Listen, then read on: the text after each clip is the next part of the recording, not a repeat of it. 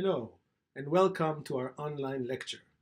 I want to start by essentially continuing our conversation from where we left off. Jewish immigration throughout the world. This is what we talked about towards the end of class, and I'd like to continue from that. So the question I'd like to start with is, when do we actually start talking about Jewish consciousness to the problems of Jews, and a need to find a solution in the form of what would later become a national movement? When does Palestine begin to figure in the discourse among Jews as the target? And the answer is, as you already know, the 19th century. And beyond that, it really is hard to say. There are a few points in history. We usually talk about a few key people and a few events. And the first would be the visit of Sir Moses Montefiore to the land of Israel, to Eretz Israel in 1827. That was his first of several visits. Montefiore was a wealthy Jew from London. He did his visit at first for religious reasons, and he became even more observant as a Jew after his visit. And then he came to the land of Israel 6 more times, the last of which was in 1874. Now, Montefiore had no aspirations at the time for establishing a Jewish polity in Palestine, but he did want to help the Jews who were already living in Palestine. And he was the first to do so on a grand scale, economically speaking. One of his motivations was no doubt the ongoing persecution of Jews all over Europe, and especially in Russia. In Russia, in the 19th century, Jews were often persecuted, and there were many instances of massacres carried out by ordinary people while the government did nothing to prevent it. And this caused a wave of Jewish immigrants from Russia to Eastern Europe, to London, and then to the US and to other parts of the Americas. And that's probably how Montefiore became aware of the problem. He was living in London and saw all of these Jews coming. And he even traveled to Russia in 1846 to try to persuade the Tsar to prevent persecution, but that didn't really lead to anything. So Montefiore talked about acquiring land for Jewish settlement in Palestine as early as 1838. And his greatest achievement was the establishment of a new neighborhood in Jerusalem using his and other Jewish money that he was entrusted with. And he did that. By this, he essentially became the first person to build a neighborhood in Jerusalem outside of the city walls. We looked at pictures before of Jerusalem in the 19th century, and you saw that there wasn't much going on outside of the city walls, outside of the old city. And so Montefiore was the first one to accomplish this task, realizing that there's just no more room for the community in Jerusalem to grow inside city walls. So they had to build something outside. And he built this neighborhood called Mishkenot Sha'ananim. He purchased the land in 1855. The neighborhood opened in 1860. And that was the first outside of the city walls neighborhood. And it's not always easy to know what the motivations were, especially of someone like that in the 19th century. Montefiore could have been motivated by many things, but he no doubt was affected, as many other Jews, by the Damascus affair of 1840. So what's the story there? So Damascus, the big city in Syria, the capital of Syria today, was a pretty substantial Jewish community there. On the 5th day of February of 1840, the Franciscan Father Thomas and his servant disappeared in Damascus. And the French consul, who represented Franciscans, and he didn't really like Jews very much, and he favored Christian merchants over Jews and all that, he started an investigation in the Jewish quarter of all places, alleging that Jews were involved in the disappearance of the two. The French consuls, in general, never really liked Jewish merchants. That has been the case for many years. I've seen documents for this written by French consuls in Syria, talking very negatively about Jews, like in the 17th century. And so this goes on. This had gone on for a while. And so French diplomats many times looked for opportunities to get rid of Jews, to prevent them from having any influence. So the local governor, the Ottoman local governor, who wanted to strengthen relations with the French, actually allowed the French investigation to continue. That investigation extracted confessions, using torture, of course, from a Jewish barber, and a number of the leaders of the Jewish community were imprisoned and tortured as a consequence. And one of them even died, another converted to Islam to escape the fate of having to die. The French consul then proceeded to publish blood libels against the Jews in French and in Arabic, and the local governor awaited permission of Muhammad Ali of Egypt. Muhammad Ali was the governor of Egypt, but when this episode happened, Muhammad Ali was actually in the process of revolting against the Ottomans, and he was effectively in control of Syria. So the governor of Syria, who actually answered to Muhammad Ali in Egypt, was waiting for a decree from Muhammad Ali to allow the execution of the alleged murderers. In the meanwhile, there was a crowd that was attacking the Jewish quarter in the synagogue and burned down a few of the scriptures in the synagogues, and dozens more people were killed. And this event received wide international attention thanks to the efforts of the Austrian consul in Damascus, who happened to be a Jew. His name was Eliyahu Pijotto. Jews protested in support of their Syrian brothers in the US and Europe. International pressure also led to the release of the remaining prisoners. This was a big deal. This event was actually reported by main news outlets of the time, including in the United States.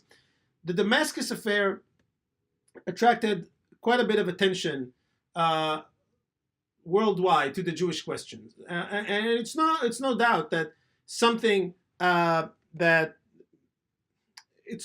the Damascus affair was something that propelled many Jews to think about their future, their possible future. What possible future can they have in their own communities, and whether they should seek a better future for themselves elsewhere. It's, I don't think, very surprising that the Jewish national movement emerged in Europe, out of all places, where the Jews felt oppressed, and not as much in the Middle East, where, other than the Damascus affair, they hardly ever experienced something like that. And even the Damascus affair was not started by local Middle Easterners, it was started by European Christians. And so the Jewish national movement that we are about to begin talking about, and that's going to take us several weeks, that movement, it was unique in a sense that it for the first time claimed what we now know and speak about with respect to Judaism, which is that a religion is now also a nation.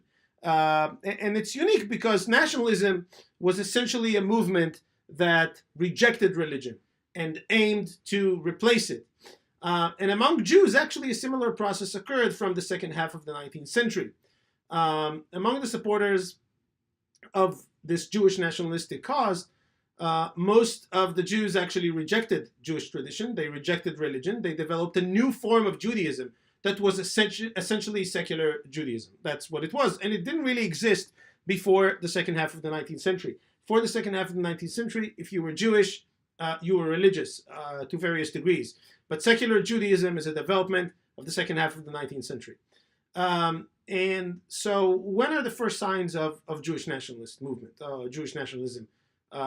We would later call it Zionism, but when do we have the first signs of that? That should probably be traced back to one rabbi by the name of Judah Alkalai.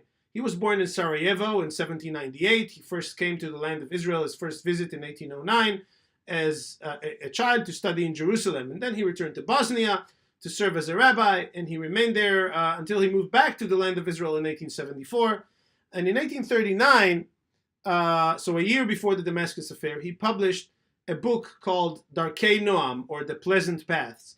And he called in that book for the return of Jews to Eretz Israel, to the land of Israel, as the only way for Jews to achieve redemption. A year later, he was the first Jewish scholar to publish a response to the Damascus affair, arguing again for the need of Jews to return to Palestine. In 1852, Alkalai visited England to promote the idea of the return of Jews to the land of Israel. He then visited other countries in Western Europe, but very few leaders, Jewish or not Jewish, were actually convinced at this point. He then published another book in 1857 where he outlined exactly what the Jews needed to do to achieve their own state in practical means. And his ideas were published in English and later in other languages, so it got quite a bit of exposure. And much of what Alkalai had said was actually repeated later by Theodor Herzl, half a century later. Alkalai is known to have been very influential. Perhaps I should say that Herzl, who would become the face of the Jewish nationalist movement, the leader of that movement, Herzl was very much influenced by Alcalay, who preceded him by a generation or two, I suppose. Now, to be honest with you, I've never heard of Alcalay before I became a historian and started teaching at the college level. Alcalay promoted a religious form of nationalism, which the later leaders of the Jewish national movement of Zionism actually rejected. They objected to religious nationalism. And so when the State of Israel was formed, the religious parts of the Zionist narrative, of the Jewish nationalist narrative, were actually gradually being purged from the curriculum in schools. And so by the time I went to elementary school and middle school in Israel, the Talmud was no longer taught, and religious figures who talked about a different type of Jewish nationalism, like Judah Alcalay, we never learned about these guys because they were not part of the story that the state wished to tell and that state schools were talking to us about. We learned about Herzl, of course, and we'll be talking about Herzl in a few minutes, but not about Alcalay. But he's probably one of the sort of earlier thinkers who were talking about this idea, and that really brings us to the beginning of Jewish nationalist movement, as we know that movement.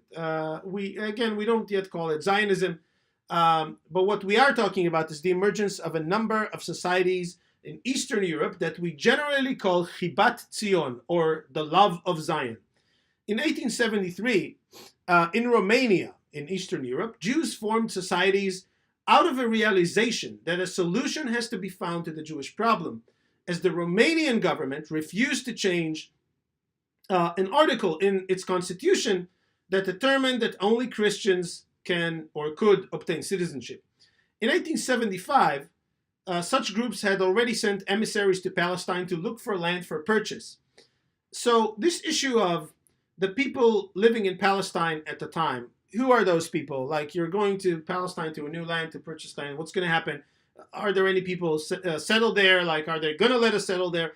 All of those issues at the time, they didn't even arise in the minds of the people that were thinking about those Jews in those groups who were thinking about sending people from Eastern Europe to Palestine. They didn't even think about the question of, well, what's going to happen with the people who are already there? That question was not yet discussed. No one thought settling in Palestine for Jews would be a problem, because the idea was, well, that had always been our land, and so we should have no problem settling there. This whole complicated issue of, well, there are Arabs there, and what are we going to do with them? That would come much later. In 1881, there were disturbances against Jews in southern Russia, and that led many Jews to join such societies that were seeking, those love of Zion societies, that were seeking a solution outside of Russia, outside of Europe. The events of 1881 changed the views of many Jews who actually, until that point, rejected attempts to go and settle in Eretz Israel, in the land of Israel, and instead promoted an agenda of assimilation into Russian society. And in fact, the Russian Jews were not unique in this. Many European Jews at first rejected those nationalist ideas. They said, our place is actually to be assimilated into European society. That's what we need to do. If there is European nationalism, it can be Russian nationalism, French nationalism, German nationalism. We should just join those movements along with non-Jews. We should not be separate. And in fact, such movements, even after the emergence of Jewish nationalism, continue to exist. And it was really not until after the Holocaust, after World War II, that the non-Zionist option sort of died out. Until that point, there was a big debate in the Jewish world whether we need Jewish nationalism, whether we need to settle in Palestine, whether we need nationalism, or whether we can just assimilate into society. The Holocaust, of course, changed a lot of that, but we'll get to that. That's much later, not today. Anyways, those kind of societies had supporters. The early societies, the Love of Zion societies, had supporters among Jews in Western Europe who were not suffering like the Russian Jews, but they were worried about their brethren and also feared the intense immigration to the U.S. would cause many Jews to marry non-Jews and forsake their Jewish heritage.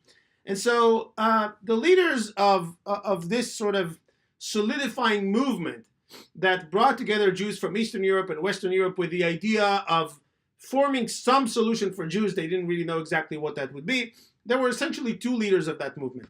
One was Moses Lilienblum and the other was Judah Pinsker. and they were both Russian Jews. Lilienblum argued that anti-Semitism is not a passing phenomenon, and that people will hate Jews whether the haters and the Jews are religious or secular. It didn't matter. Therefore, the only solution was to immigrate to Eretz Israel. And what did Pinsker say? Pinsker agreed. He argued that Jews in Europe were suffering from Judeophobia, that's how he called it, and that this is an innate feature of society, of European society, something that lawmaking promising equality to Jews just could not resolve. The only solution would be to establish a new Jewish polity in the land of Israel. And Pinsker, unlike Lilienblum, he actually published his ideas in a pamphlet, and he called it Auto-Emancipation, an Appeal to His People by a Russian Jew. It first appeared in German in January 1882, and the idea was to attract the support of rich Jews in Western Europe, but eventually most of the readers were actually Eastern Europeans. That pamphlet of Pinsker was very successful. It was published time and again. It was translated very quickly to many languages, and it was published anonymously at first. The pamphlet is also available via Google Books, and you'll be reading a small segment from it, but the full thing is available for download in the English version via Google Books. A little before that pamphlet was published, in December 30th of 1881, so really a few weeks before its publication, a Congress convened in the town of Focșani in Romania.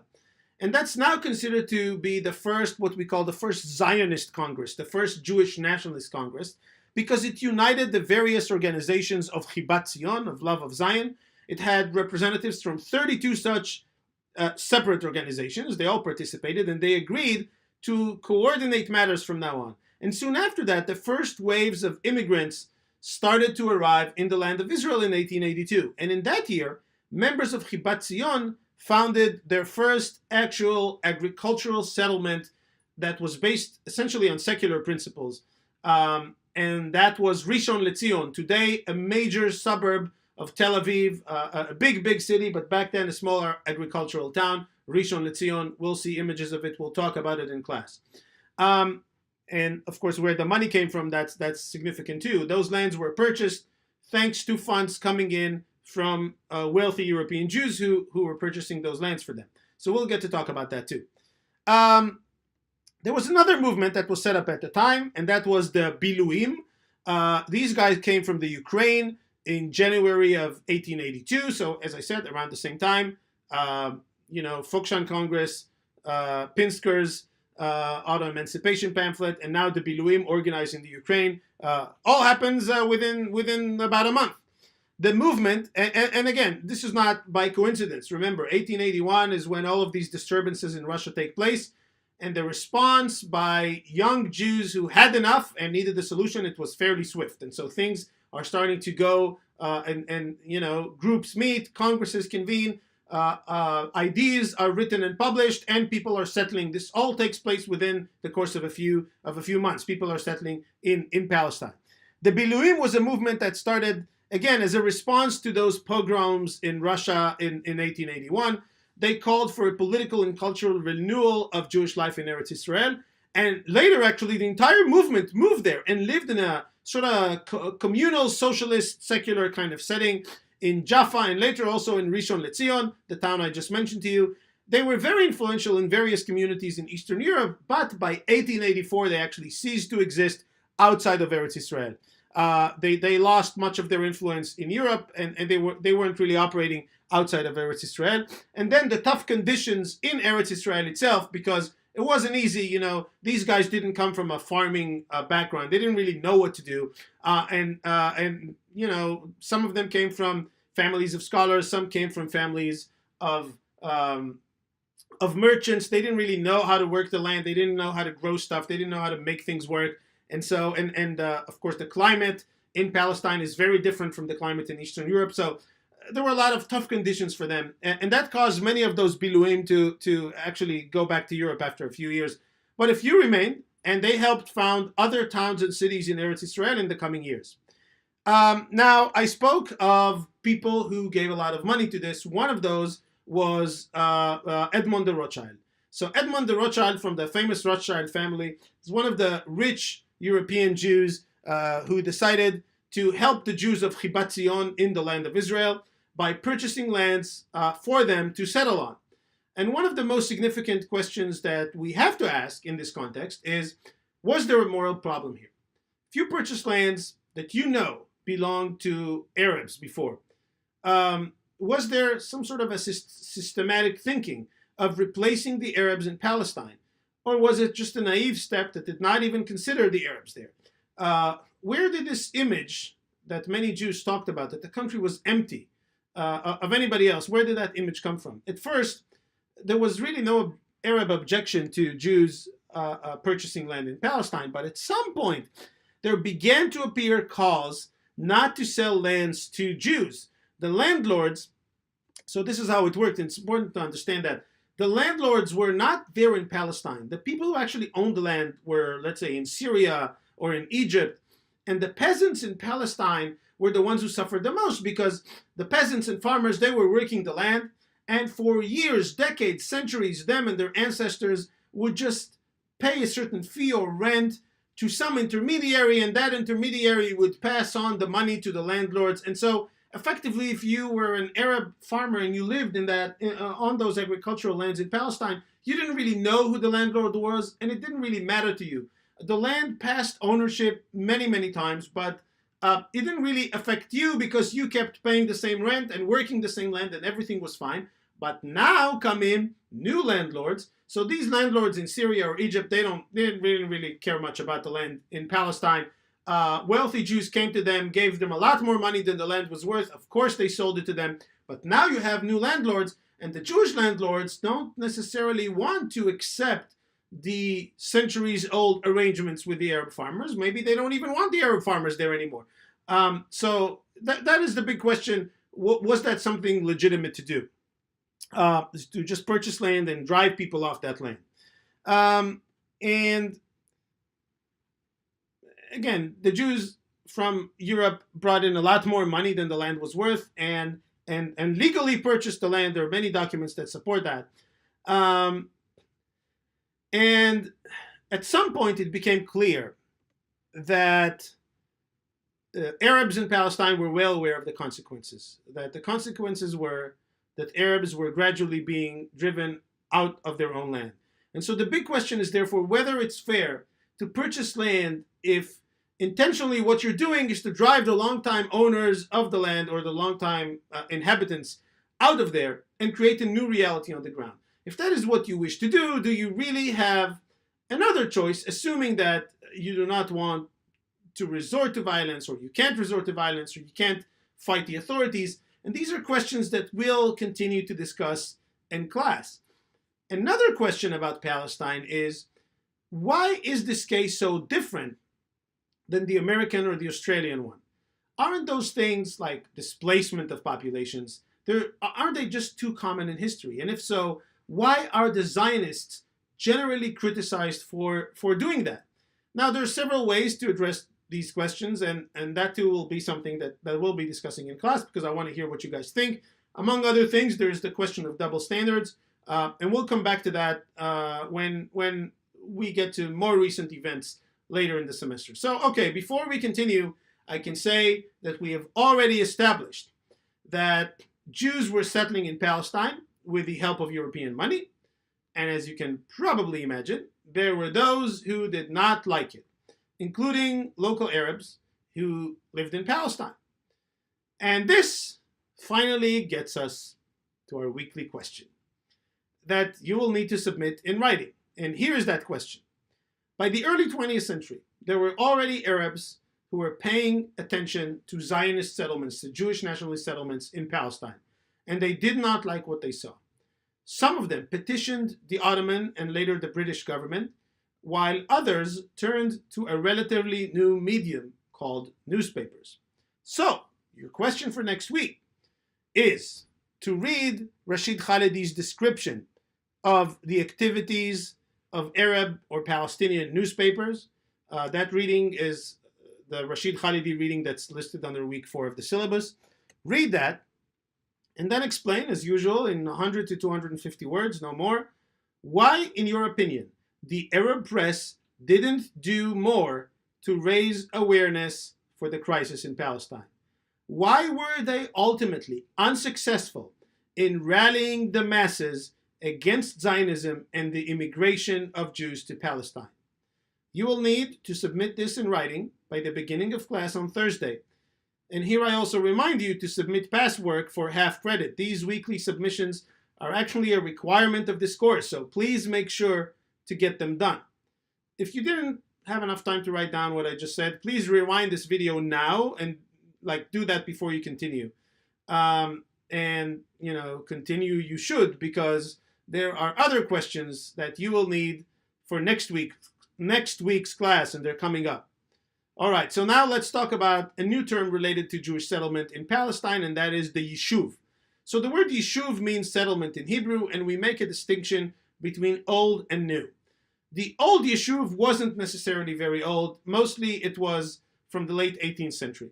But of course, there were Jews there in Palestine even before the 18th century. But most of the Jews who existed in that we're talking about as part of what we call the old Yishuv were actually first-generation immigrants or second or third-generation immigrants by the 19th century. And this is really a conceptual distinction.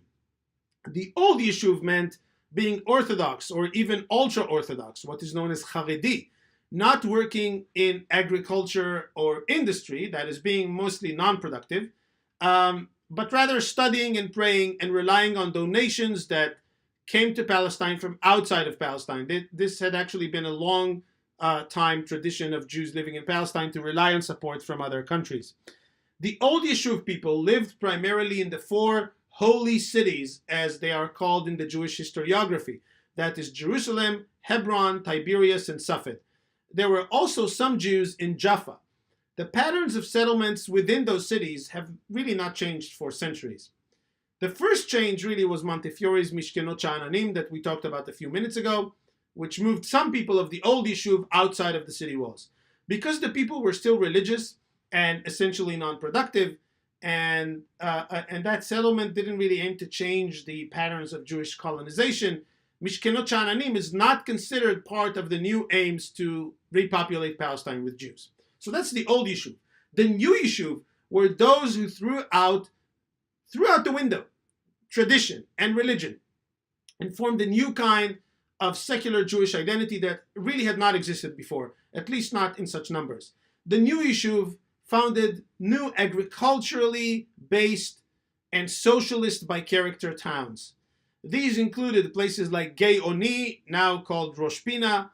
Some dude from Safed really purchased half of the land of an Arab village that was known as Ja'una. He purchased that land in 1875 and gave it to 17 families to settle there. And that land was later purchased by members of that group Chibat Zion, Love of Zion, that I told you about in 1882, and populated by Jews from Eastern Europe, and they renamed it Rosh Pina, which is what it's still called today.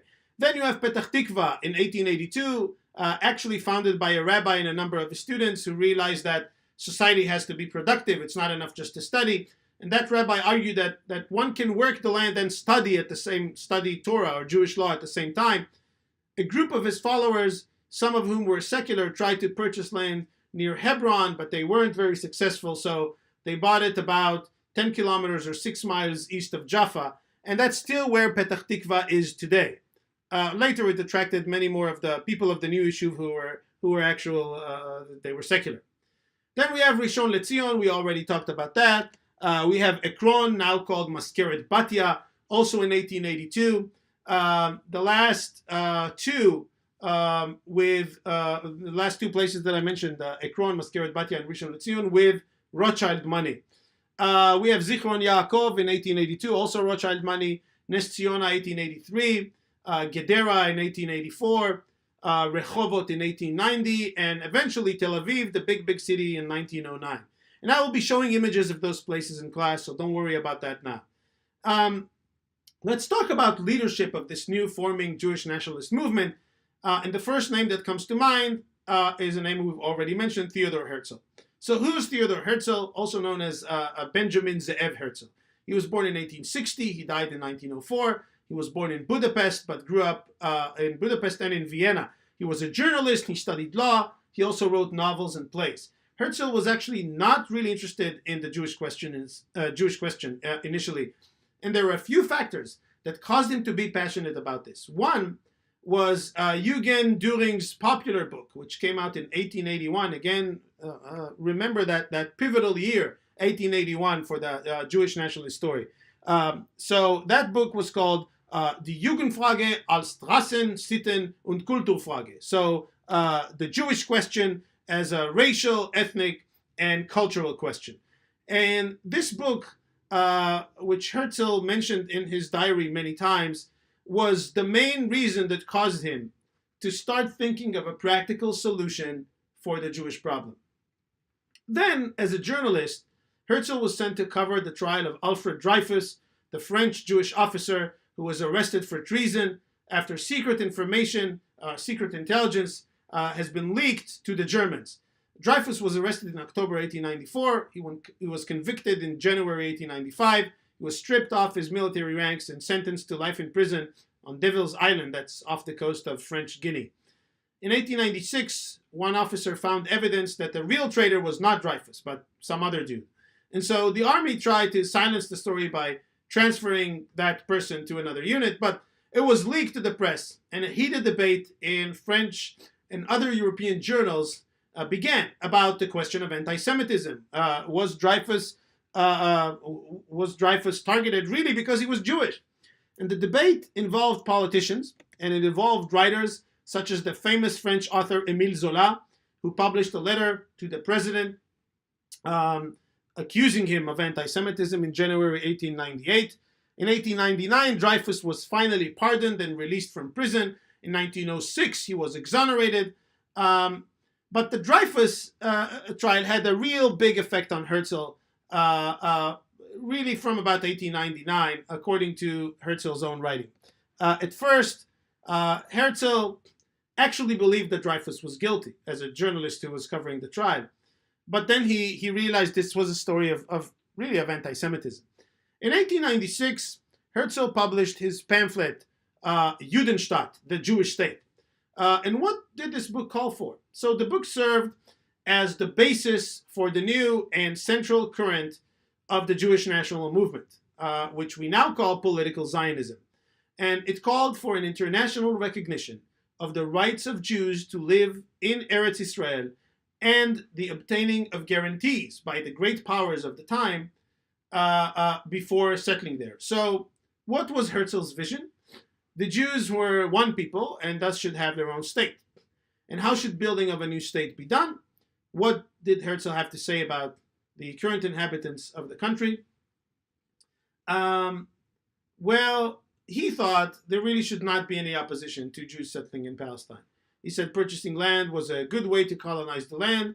So in many ways, Herzl knew that purchasing land would be a method to create the right conditions on the ground for eventual Jewish independence. Maybe this was an immoral approach. Perhaps we can talk about this, but it was a very practical one.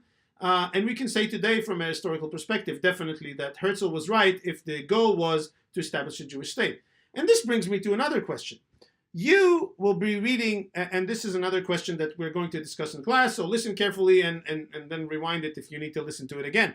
You will be reading excerpts from Herzl and Pinsker, and you'll need to come to class prepared to answer the following.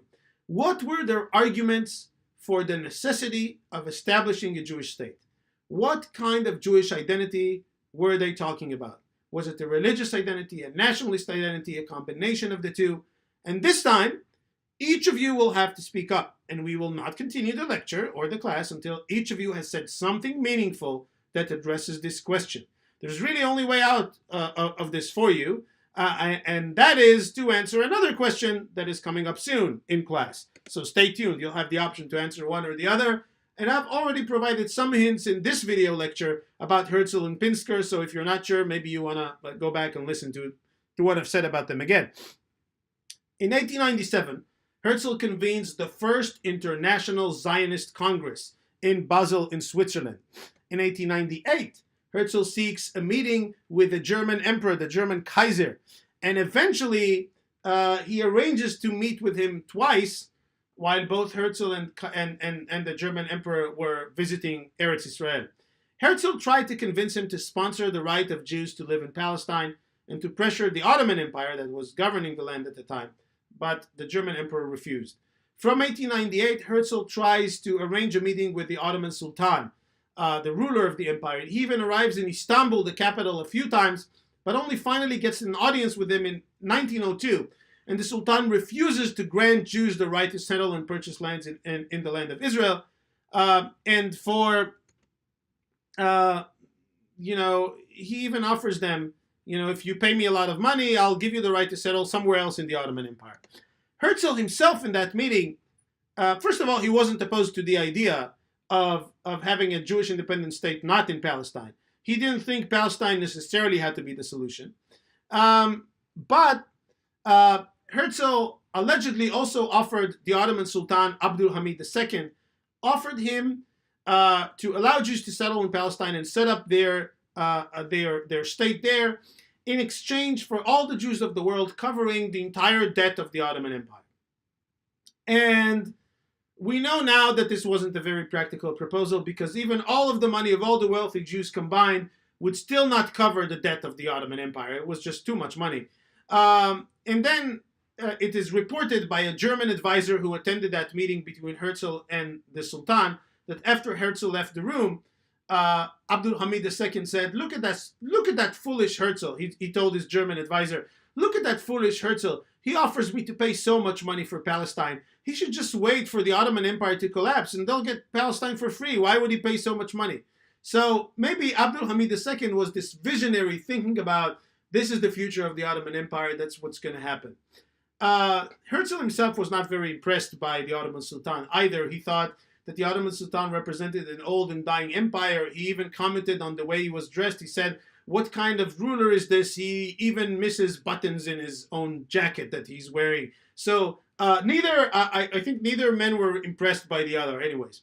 In 1902 and 1903, Herzl tried his luck with the British, but they were not very pleased with a wave of Jewish immigrants coming to London from Eastern Europe. So they didn't really help him. The British really rejected his idea of a Jewish polity in the Sinai Desert or in Cyprus, and instead they offered a piece of land in Uganda. And this is an idea that the Zionists actually debated for quite some time. In January 1904, Herzl meets Pope Pius X and asks for his support, but the Pope essentially told him that as a nation responsible for what happened to Jesus, he couldn't support such an idea. He said, if you guys all convert to Christianity, maybe I'll support you. Okay, well, that wasn't very practical. The Sixth Zionist Congress convened in 1903, and it approved the Uganda plan, and it even sent a commission there to investigate the area of Jews possibly settling in Uganda, but they returned arguing that the land just doesn't fit Jewish settlement. And Herzl actually supported that plan because it meant that the British would recognize the right of Jews to found their own state, no matter where that would be. And Herzl really believed that this was an important step. So Herzl dies in July of 1904, and the Seventh Congress convenes after Herzl had died, and it reversed course. It rejected the Uganda plan, and from that point on,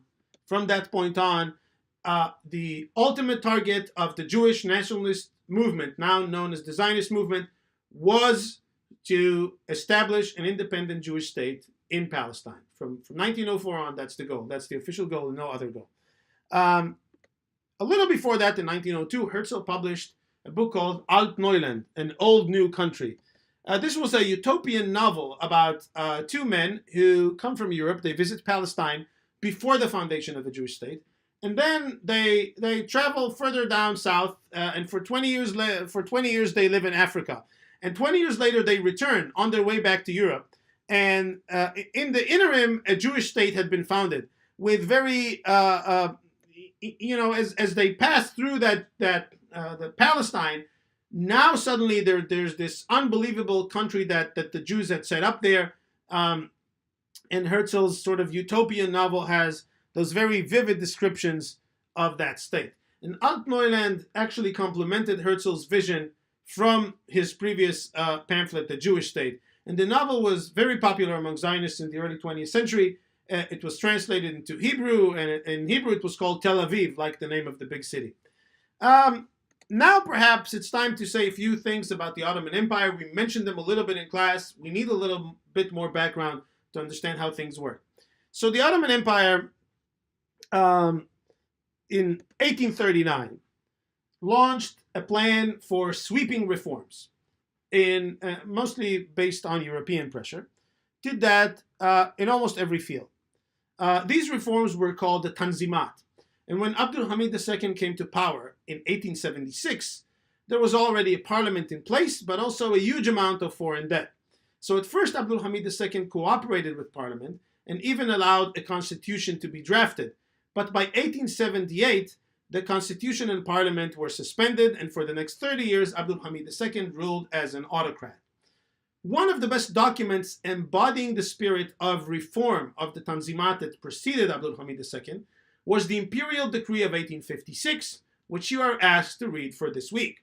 So here we get to the last of our questions, and if you don't want to answer the Herzl-Pinsker question in class, you might want to answer this one. Well, you have to choose one of the two. And here it is. Why was the Ottoman Imperial Decree of 1856 issued?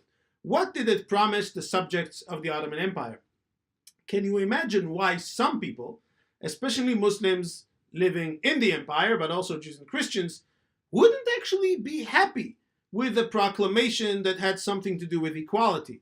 When you think about this document, try to place it in its broader context of the Tanzimat reforms of the 19th century, and the section from Kramer's book that's also listed for this week should help you with that. So, these two questions, either the Pinsker or Herzl question, or the question that I just presented to you about the 1856 document, you don't have to submit them in writing, but one of these questions you're going to need to answer in class. So come prepared. You can choose one of them, or you can, of course, come prepared to speak about both. That would be even better.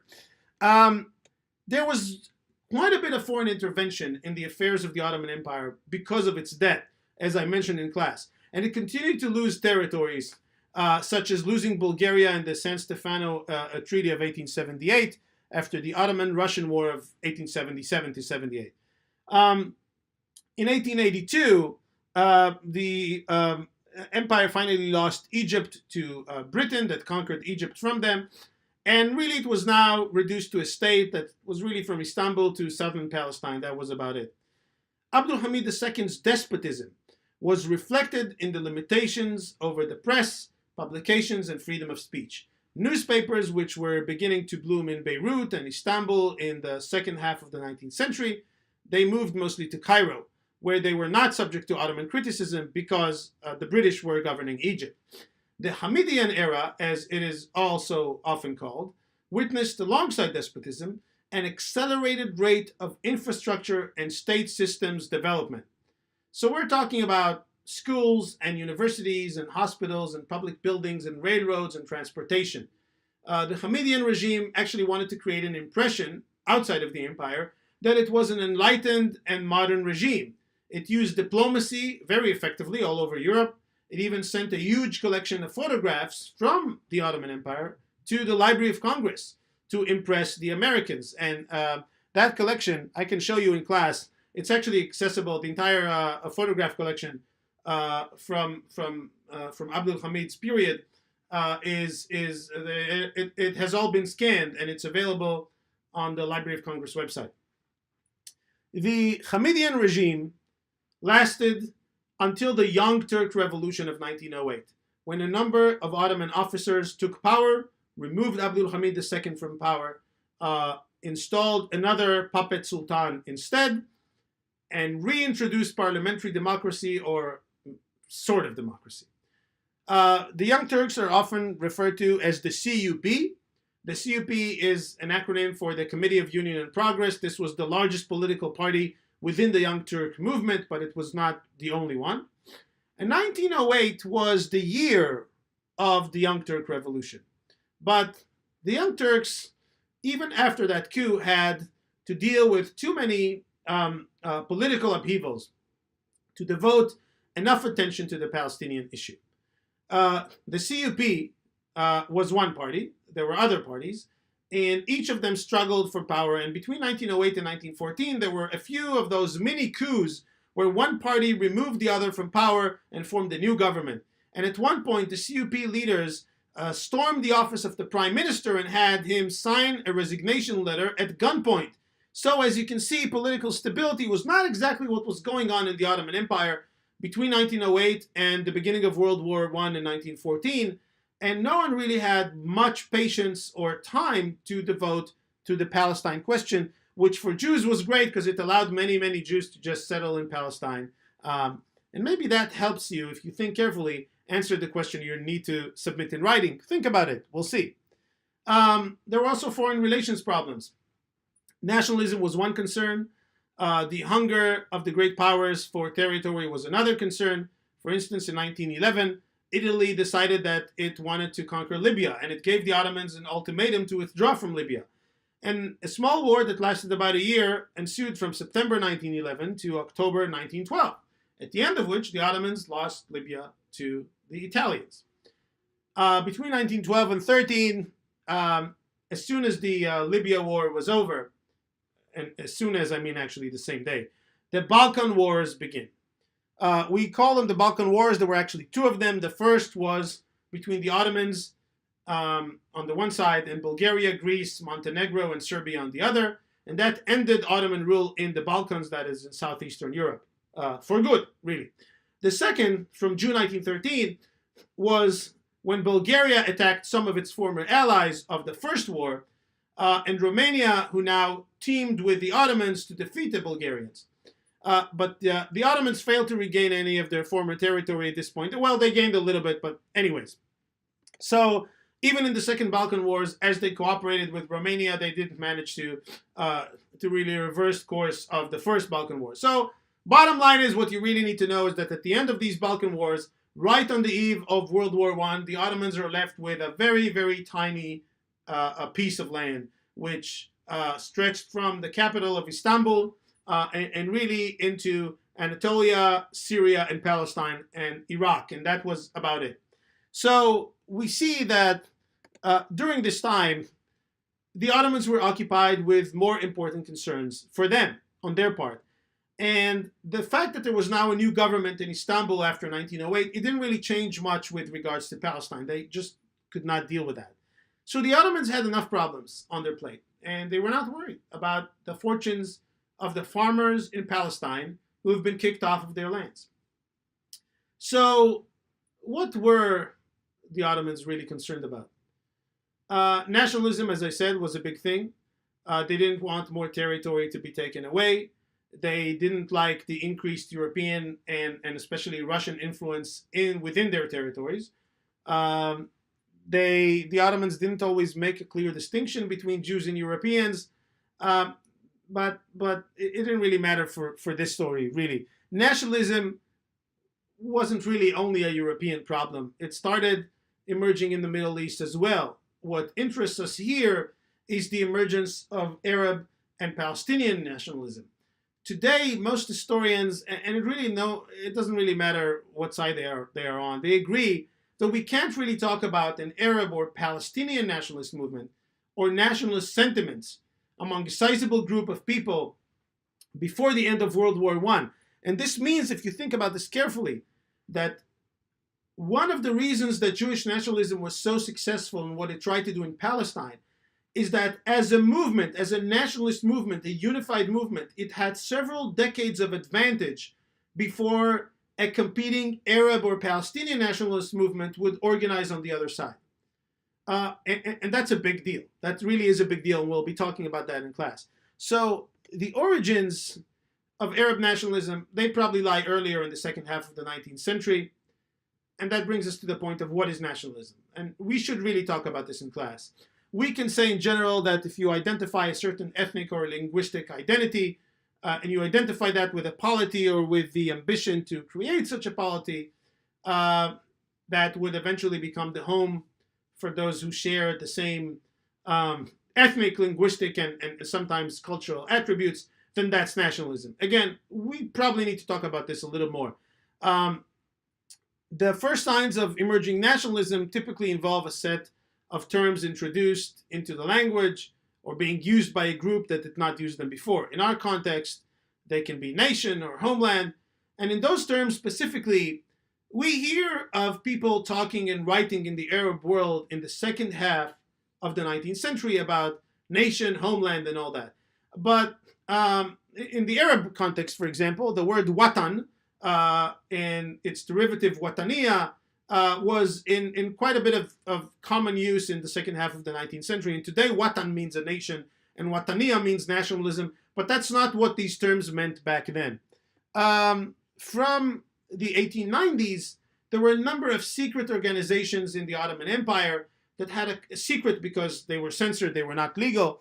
And these organizations had a common aim of overthrowing the Ottoman Sultan and establishing another polity or form of government instead. That was about the only thing that these groups had in common. Otherwise, they were a very different group. And the difference was essentially between Ottomans and Arabs. In other words, those who wanted to keep an Ottoman identity and those who wanted to forge a new Arab identity.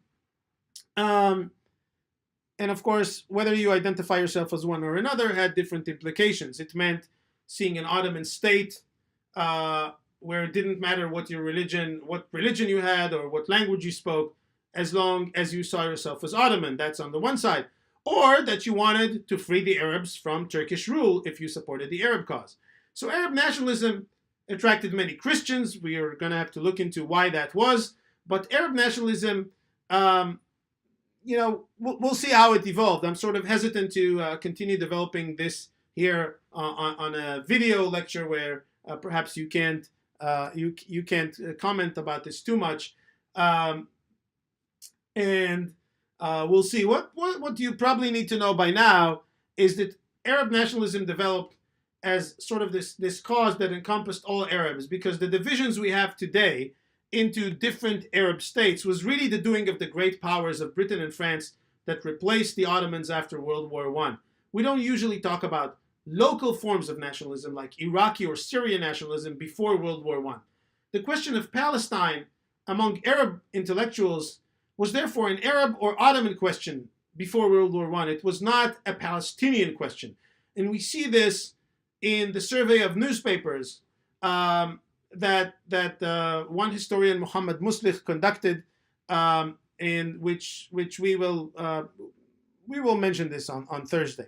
So essentially, among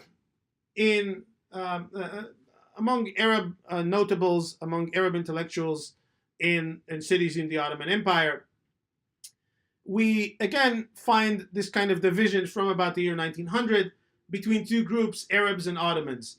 And that was really the main issue. The issues of identities revolved around the question, do we look at our Arab identity as the main source of identity, or do we want to still keep being part of this greatest venture called the Ottoman Empire? And so that's another issue here, that the local forms of nationalism that could perhaps resist Jewish nationalism were just not yet existing at that time. So, of course, with the disappearance of the Ottomans, after the Ottoman Empire collapses in World War I, the Ottoman option disappears as well. And what happens then? We'll get to talk about that also. So there were some Ottoman attempts to limit Jewish immigration into Palestine. It's not like the Ottomans ignored the calls and the many, many letters they received to not allow Jews to migrate there. And yet, those attempts were largely unsuccessful. The Ottomans were not really controlling such affairs anymore. Jews had lots of money. They knew how to get away with things. They knew who to bribe and so on. And the Ottomans were essentially ignoring the problem. It was left to local initiatives. And there were local responses, local initiatives, as you've seen in the readings. The first responses were those initiated by those directly harmed by the Jewish practice of purchasing land. So we're talking about the Arab farmers in Palestine who lived off that land and were effectively expelled from it. One such documented incident was in Petah Tikva in 1886. The lands on which Petah Tikva was founded in 1878 were purchased from Arab moneylenders in Jaffa. So the land was dumped on these moneylenders because the property, the landlords defaulted on certain loans, and they could not afford to pay. And the moneylenders, now they had all this land. They didn't really care much about the land. They wanted the money back. So they sold the land to Jews because the Jews paid nicely and they got their investment back. The farmers on the land were driven off of it as Jews gradually were replacing Arab laborers as agricultural land was becoming more residential. And also the Jews who came from Europe used the Arab farmers at first because they didn't know how to do the work. Once the Jews learned how to do the work, they didn't really need the Arabs anymore, and they just replaced them with more Jewish workers. Now, Rashid Khalidi points out in the reading that there were contradicting reports suggesting that the moneylenders in Jaffa sold the Jews more than they actually owned, more land that they actually owned, that part of the land actually belonged to the farmers themselves, but we don't know if that's true, and even Khalidi doesn't know for sure if that's true. And it took those Arab farmers a little bit of time to realize that in practice they had lost the rights that they had for centuries on that land. Legally speaking, these are dubious matters, but effectively anyways, they lose the rights. They decide to riot against the new settlers. They killed one, they injured a few, and the result was that the Ottoman troops eventually interfered and arrested many of the Arab farmers. Similar incidents of skirmishes between Jews and Arabs with varying results happened repeatedly in the coming years. Gedera 1884, Rehovot 1892, Nes Ziona 1893, and these were just a few examples. The attacks continuing into the 20th century, skirmishes, attacks between Arabs and Jews, all about questions of land. Unfortunately for the farmers and other local Arab villagers, their response was not coordinated with anyone. It rather took the form of sporadic incidents that had no chance of changing the course of Jewish settlement in Palestine.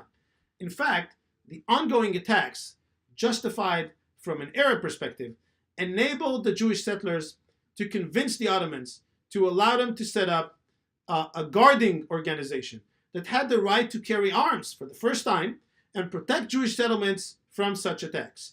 That organization was known as Hashomer, the Guardian or the Watchman. It came out of a secret guarding organization that existed before, and it was founded in April 1909 with some approval of the Ottomans. The goal was to conquer the guarding of Jewish settlements. In other words, ensure that only Jews and not hired Arabs guard their own towns and villages. The organization expanded from the Galilee, from the north, to places in the center by World War I.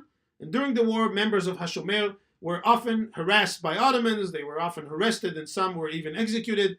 But the organization existed till after World War I, and then voluntarily ceased to exist and was incorporated into the new and bigger Hahagana, the defense, and that was the main Jewish militia in Palestine. We'll be talking about that in a week or two. Okay, I think let's see where we are.